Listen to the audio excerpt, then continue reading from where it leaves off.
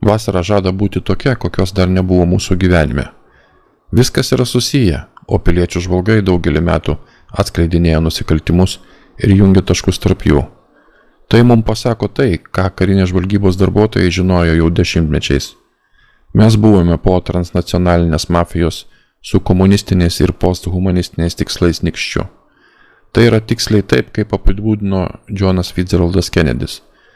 Monolitinis ir negailestingas sąmokslas, kuris visų pirma remiasi slaptomis priemonėmis savo įtakos sferą išplėsti, įsiskverbimu, o ne invazija, perversmo vietoj rinkimų, bauginimų vietoj laisvo pasirinkimo ir partizanais naktį vietoj kariuomenės dieną.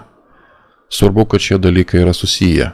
Negalite atskleisti visų 2020 metų rinkimų sukčiavimo ir visų kitų rinkimų sukčiavimo, taip pat neatskleisdami, kaipgi COVID apgaulė buvo panaudota manipuliuojant balsavimo paštu. Negalite atskleisti sukčiavimo balsavimo biuletenėje, jei taip pat neatskleisite genocido vakcinomis, o taip pat bandomaisiais tepinėliais bei viskuo kitkuo, kuo mus nuodijo. Negalite atskleisti didžiosios formacijos, neatskleidę didžiosios technikos, didžiosios medijos ir didžiojo viso kito.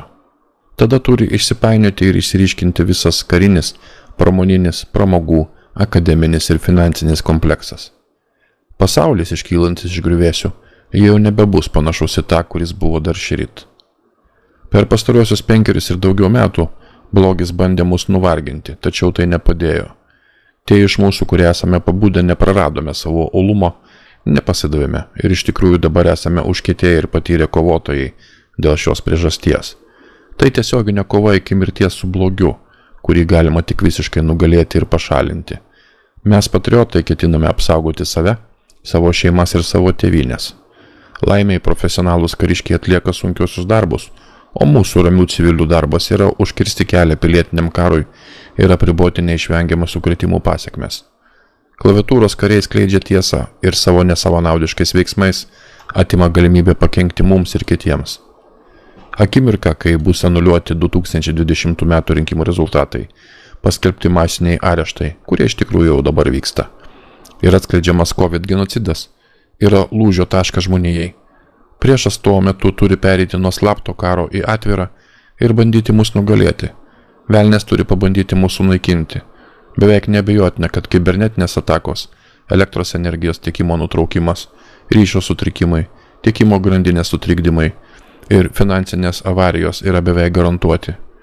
Terminas civilizacijos priešmirtinė patirtis vis kartojasi, todėl atitinkamai nustatykite ir savo lūkesčius.